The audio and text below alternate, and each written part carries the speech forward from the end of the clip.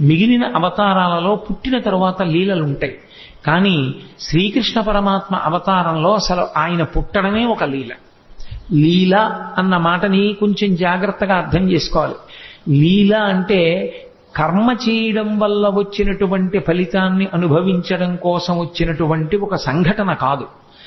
పరమేశ్వరుడు తనంత తాను కల్పించుకుని లోకానికి ఒక పాఠం నేర్పడం కోసమని చేసినటువంటి క్రియ.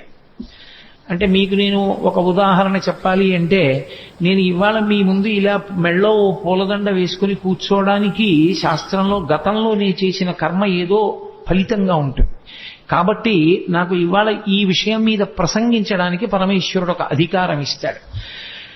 అలా ఇప్పుడు కోటేశ్వరరావు గారు లీల చేశారండి అనకూడదు. లీల ఉండదు. గతంలో చేసుకున్న పాపపుణ్యములను బట్టి నేను ఇప్పుడు ఈ పని చేస్తున్నాను.